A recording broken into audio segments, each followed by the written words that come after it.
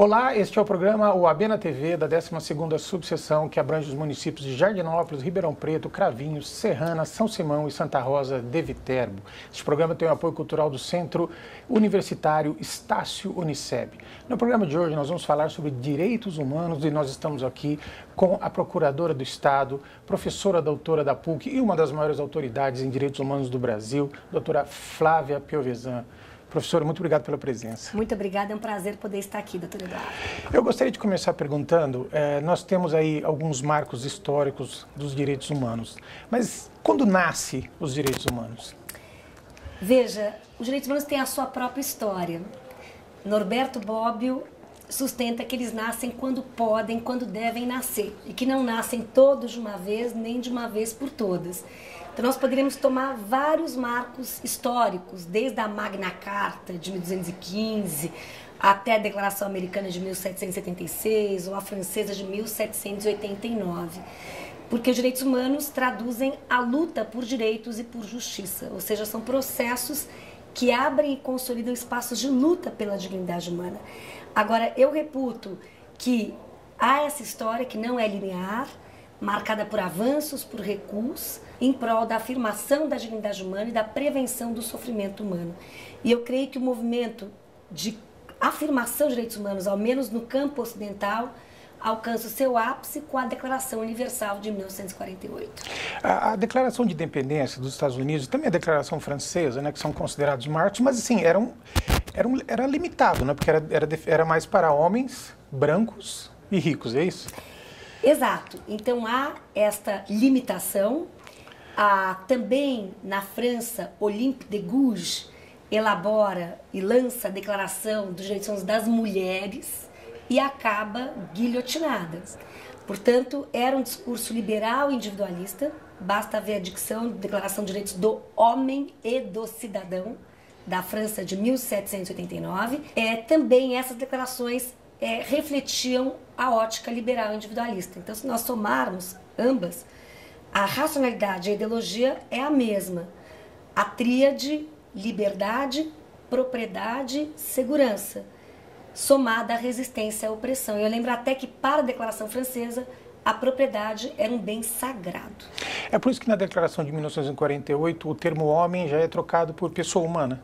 Exato. Então a Declaração Universal de Direitos Humanos, que nasce como reação, como resposta à barbárie totalitária do nazismo, ela nasce com outro parâmetro, com uma outra perspectiva holística, universalista, marcada pela visão da pessoa humana como sujeito de direitos, portadora que é da dignidade humana.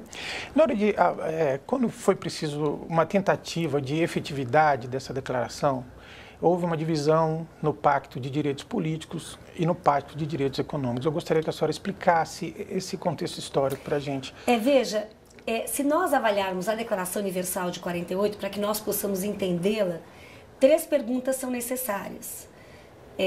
O que são direitos humanos? Por que direitos? Quais direitos? Quem tem direitos? Quem tem direitos? Toda e qualquer pessoa, pela sua humanidade, ou seja, a condição de humanidade é o que basta para ter direitos. Porque, em razão da dignidade humana como um valor intrínseco à própria condição humana. E quais direitos? Aí nós temos uma visão holística, abrangente, ampla. A declaração, diversamente das modernas declarações de direitos que nós comentamos há pouco, a francesa, a americana do final do século XVIII, traz no seu texto, em grau de equilíbrio, direitos civis e políticos e direitos econômicos, sociais e culturais.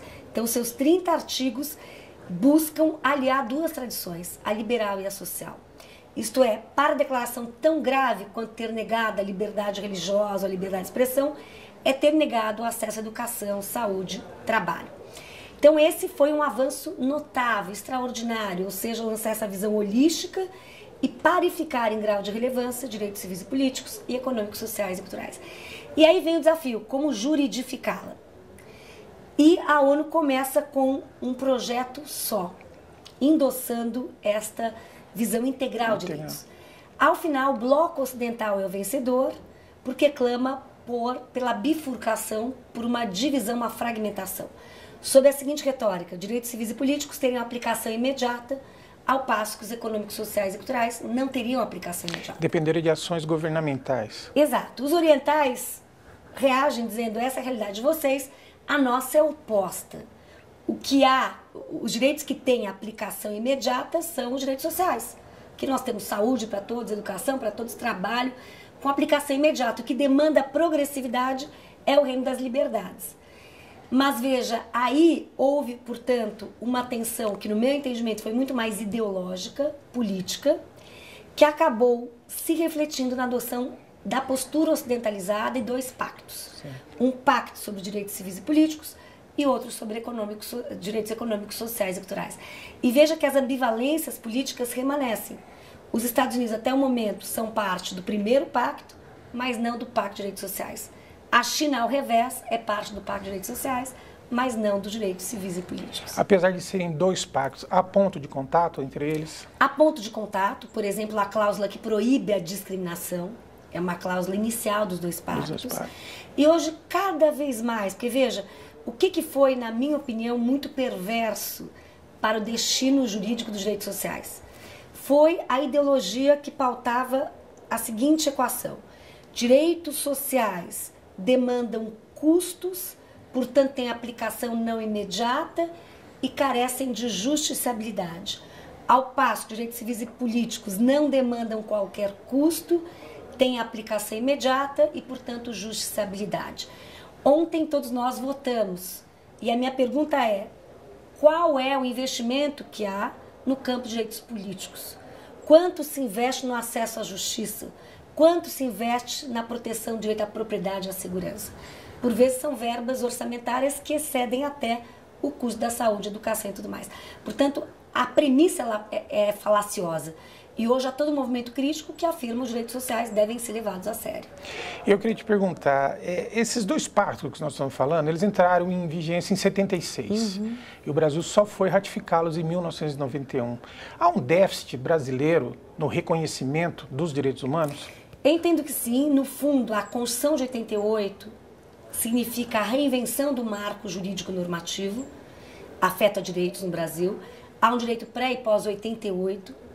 Então é após 88 que o Brasil passa a ratificar os principais tratados, como esses dois mencionados, que foram adotados pela ONU em 66 e foram ratificados em 90, na década de 90. A Convenção Americana de Direitos Humanos é também de 69, foi ratificada em 92. Então é com a nova Constituição, já se fez os seus 25 anos ano passado, que o Brasil passa a se reinserir no âmbito internacional e a ter um alinhamento à arquitetura protetiva internacional. E eu também digo, nós antes do programa debatimos a questão da discriminação, da Lei 7.716 e tudo mais. Veja, também é no pós-88, não só que o Brasil passa a ratificar os principais tratados de direitos humanos, mas também passa a fomentar a mais audaciosa normatividade afeta direitos. Então, se nós avaliarmos a Lei Maria da Penha, de 2006, a Lei que combate a tortura é de 97, a Lei que combate o racismo como crime é de 89. Quer dizer, nós tardamos quase 5 séculos para normatizar, para que nós tivéssemos um arcabouço normativo protetivo dos direitos. E nós tivemos no Brasil uma grande polêmica que era sobre a hierarquia dos tratados internacionais de direitos humanos. O STF tinha uma posição, né, e isso agora mudou com a emenda constitucional 45. Eu gostaria que a senhora falasse um pouco para a gente sobre isso. Então, eu fiquei muito feliz até, tive a honra de ministrar 2 cursos a convite do STF este ano, justamente buscando focar a internacionalização de direitos humanos e a jurisprudência dos organismos internacionais. O Supremo recebeu a Corte Interamericana em novembro passado, houve um seminário, também tive o prazer de participar dele no TSE, cuja composição foi sempre 3 painéis, um juiz da Corte, um ministro do Supremo e um professor ou professora. Então nós temos hoje uma abertura gradativa à internacionalização. Agora, qual é a visão do Supremo? É notável que se passou após a Constituição e, sobretudo, com as cláusulas de abertura do artigo 5º, parágrafo 2º e 3º, porque veio a nova Constituição de 88 com toda a ênfase no campo dos direitos humanos, com cláusula de abertura constitucional que buscava o quê? Recepcionar esse movimento de internacionalização, mas o Supremo, ainda que vivêssemos a democratização com um novo ícone normativo, validou uma jurisprudência do passado, pautada no recurso extraordinário 80.004, julgado em 77. Portanto, o Supremo corroborou, no marco de 88, esta visão de que os tratados internacionais, fosse qual fosse o objeto, tratasse sobre exportação de abacaxis ou sobre a abolição da pena de morte, teriam a mesma hierarquia. Seriam recepcionados em grau de lei federal, com status normativo de lei federal. Essa jurisprudência durou apenas 31 anos. O RE 80.004, julgado em 77, toda a jurisprudência posterior manteve, endossou esta mesma avaliação, inclusive no campo de direitos humanos, à luz da nova Constituição. Foi apenas com o recurso extraordinário 466343, julgado em dezembro de 2008, que felizmente um dos ministros mais notáveis, o ministro Sérgio Mello, diz: tenho que rever a minha própria posição criticamente. Eu que votei no passado pela convalidação do RE 80.004, da sua visão à luz da Constituição e dos direitos humanos, mudei de opinião. Depois de muito pensar, um tema complexo, passo nesse momento a conferir aos tratados de direitos humanos uma hierarquia privilegiada, hierarquia constitucional. Portanto, tivemos uma cisão no Supremo e o ministro Gilmar Mendes e outros defenderam a hierarquia supralegal, mas infraconstitucional dos tratados. Até pude escrever um artigo chamado A Jurisprudência do STF no Campo dos Tratados de Direitos Humanos, entre o trapézio e a pirâmide. Porque mais do que um tema tecnicista, avaliando qual a hierarquia dos tratados, o que está em jogo é uma visão de ordem jurídica. De um lado, a visão trapezial, que tem no ápice os tratados de direitos humanos somados aos parâmetros da Constituição, e depois temos a legislação ordinária, e a visão piramidal, mas uma pirâmide com um certo grau de requinte, porque temos a Constituição, os tratados de direitos humanos e a legalidade ordinária. Qual é a conclusão?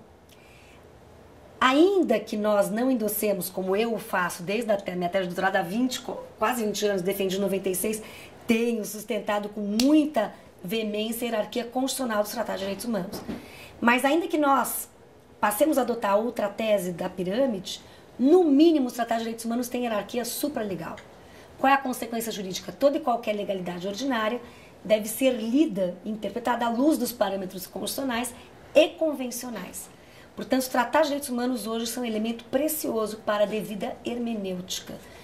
E é por isso que o meu querido amigo, juiz da Corte Interamericana, Eduardo McGregor, diz: olha, é imperioso o controle de convencionalidade das leis. Todo juiz nacional é também juiz interamericano. Todo advogado é advogado nacional e interamericano. Promotores, procuradores, defensores, ou seja, nós temos que aplicar os parâmetros protetivos internacionais de direitos humanos e a jurisprudência internacional protetiva. Nós vamos para um rápido intervalo e já retornamos.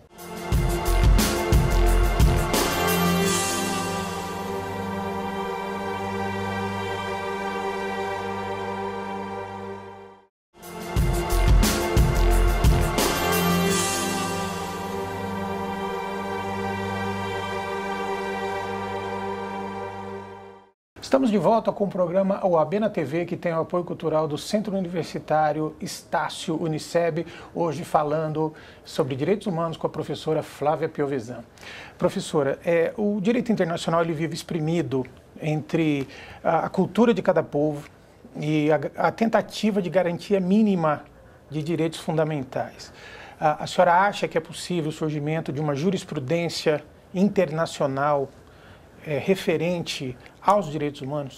Sem dúvida, esse é um impasse, esse é um desafio, como doar garras e dentes, poder sancionatório ao direito internacional. E eu vejo com ótimos olhos, é o tema do meu pós-doutorado, há 8 anos desenvolvo estudos aprofundados sobre a jurisprudência da Corte Europeia de Direitos Humanos e da Corte Interamericana. Então, o que nós assistimos passo a passo é a justicialização desse direito internacional, que é um direito recente, que nasce em meados do século XX, após a Segunda Guerra Mundial, com o objetivo de pavimentar parâmetros protetivos mínimos. Seja para evitar o princípio, seja para evitar a repetição da barbárie, seja para assegurar a dignidade e prevenir o sofrimento. Então eu vejo, e tenho atualizado os meus livros com muito cuidado anualmente, e sempre fico feliz de perceber, nós falamos há pouco do Pacto de Direitos Civis e Políticos, do Pacto de Direitos Econômicos, Sociais e Culturais, ano após ano há uma curva ascendente no que tange a ratificação de tratados de direitos humanos no mundo.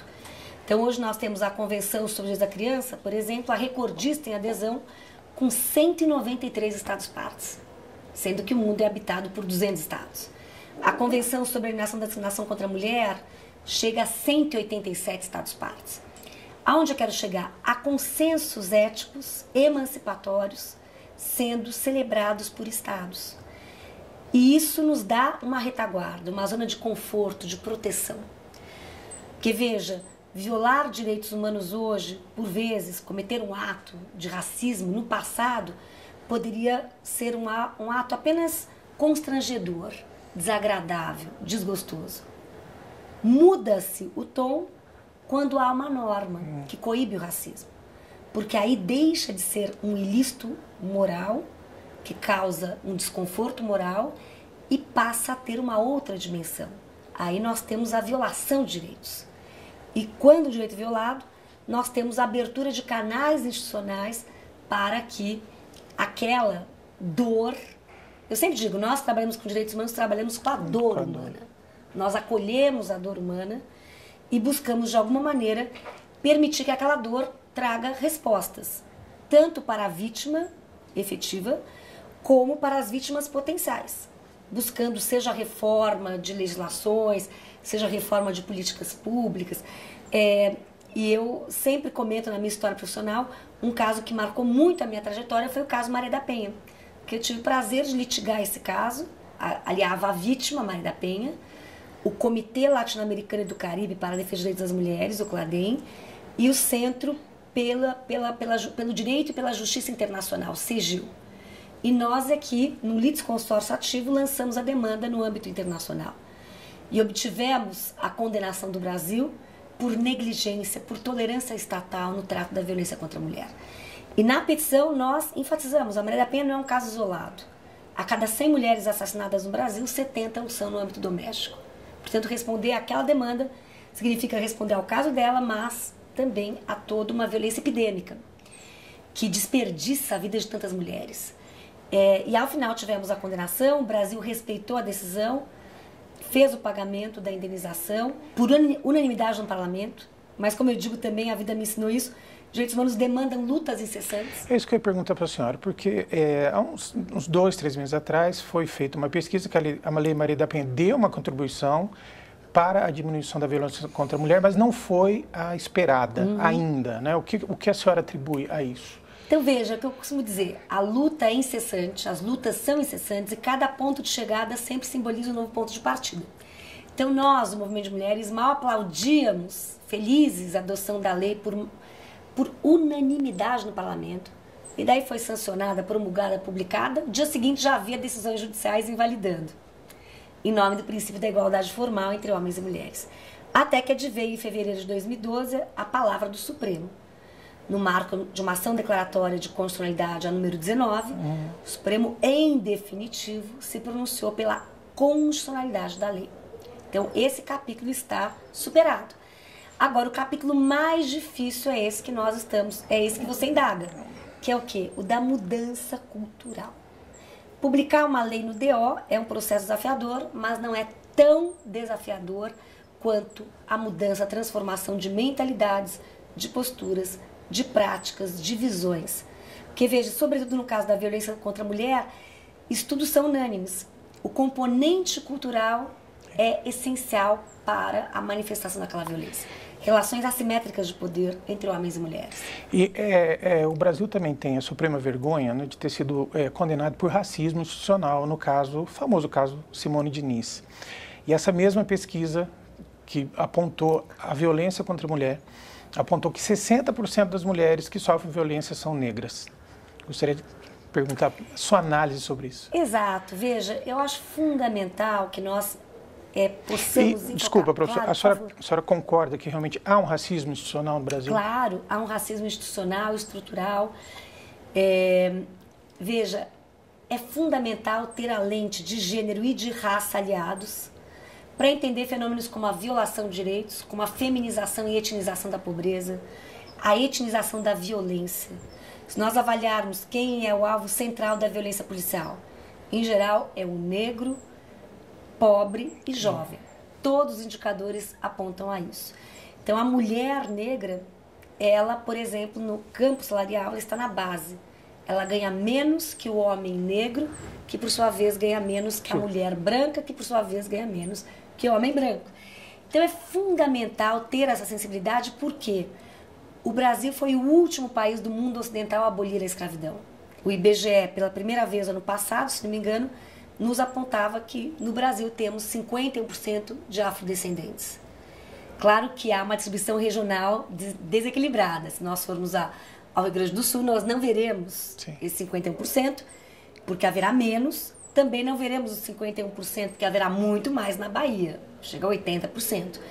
Então, há a etnização da violência e as mulheres negras sofrem a violência por serem mulheres e por serem negras. É o que nós chamamos de overlapping discrimination, formas múltiplas de discriminação e de vulnerabilidades. E o direito tem que romper com a indiferença às diferenças. O direito tem que, como eu sempre digo para meus alunos, dando todos os indicadores, números e tal. E a perguntinha é, e o que o direito tem a ver com isso?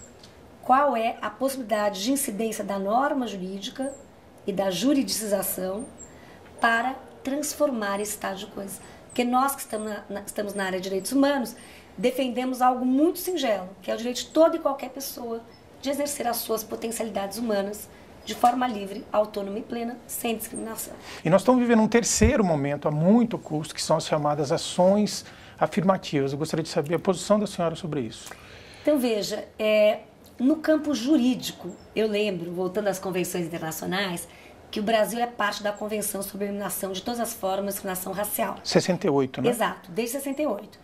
E esta convenção não só define o que é discriminação racial, ou seja, você eleger o critério raça como um critério para reduzir e diminuir o alcance de direitos, como também contempla não só o dever dos estados de adotar políticas repressivas punitivas de combate à discriminação racial, mas também políticas afirmativas para acelerar o processo de construção da igualdade mediante ações afirmativas, medidas especiais e temporárias. Então eu vejo com muita alegria iniciativas no Brasil, após a Conferência de Durban, de 2001, seja no campo da educação superior, seja no campo agora dos concursos públicos, do serviço público. Recentemente foi adotado um decreto prevendo as cotas, por um argumento dentre tantos outros. Eu, como professor da PUC de São Paulo desde 91, portanto há 23 anos, posso dizer que as nossas universidades continuam predominantemente territórios brancos. Não há como aceitar que uma democracia e uma sociedade pluriétnica, multirracial, universidades, por exemplo, persistam em territórios brancos. E a universidade é um território estratégico porque nós temos lá o Canudo. E se nós queremos ter mais juízes negros, defensores, procuradores, promotores, advogados, médicos, arquitetos, agrônomos, etc., o diploma é um pressuposto, é uma exigência necessária. E é uma exigência necessária até para formar um dos poderes da República, que é o Judiciário. Então, eu acho fundamental, ademais, porque todas as pesquisas, IPEA e outros tantos, mostram o quanto as políticas universalistas são fundamentais, e ninguém pode ser contra. Quem pode ser contra? Saúde de qualidade para todos. Educação de qualidade para todos. Ninguém pode ser contra. Agora, elas não bastam para reduzir o abismo entre brancos e negros no Brasil. Há uma curva ascendente, isto é, nas últimas gerações, nas últimas 3, 4 gerações, brancos e negros têm maior acesso à saúde e educação. Mas a distância que os separa é estável. Se você me indagar, as ações afirmativas são a solução? Eu vou ser muito honesta e dizer, não tenho a mínima ideia. O que eu posso dizer é que as políticas universalistas não dão conta de reduzir esse fosso e nós temos que ter a ousadia do risco e da modéstia e termos a serenidade de tecer balanços periódicos com rigor, não é? E avaliar as políticas exitosas e as políticas não exitosas, para que possamos refinar nossas políticas públicas nesse Brasil que foi o último país do mundo ocidental a abolir a escravidão. Há um lugar comum, né, principalmente no Brasil, que é um discurso de que direitos humanos é defesa de bandido, né? Então, afinal, professora, qual é a agenda dos direitos humanos? Eu, inclusive, nas primeiras aulas que ministro nos meus cursos na PUC de São Paulo, primeiro tema é direitos humanos, conceito e preconceito. Que aí é muito instigante escutar os alunos, numa escuta ativa, qual é a visão que eles têm sobre os direitos humanos. E, na realidade, os direitos humanos são direitos de todos, nesta visão abrangente. Quem defende o direito à educação de qualidade defende direitos humanos, quem defende o direito à saúde, desenvolvimento, causas ambientais, populações indígenas, mulheres, pessoas com deficiência, direitos de idosos, de crianças, de adolescentes, ou seja, a agenda é ampla e nós temos que ter essa visão holística dos direitos humanos. Bom, professora, eu queria dizer que foi uma honra para a gente recebê-la aqui. Muitíssimo obrigado pela participação, tá? Eu é quem agradeço e ter esse convite. Eu, realmente, como apaixonada pela causa de direitos humanos, vejo essa causa na linha de Habermas como uma utopia realista na construção de sociedades mais justas. Então, que nós possamos realmente avançar nessa causa. Eu aqui agradeço imensamente a honra do convite. Obrigado. Muito obrigada. Esse foi o programa OAB na TV da 12ª subseção, com o apoio do Centro Universitário Estácio Uniceb. Muito obrigado pela audiência. Semana que vem nós estaremos de volta.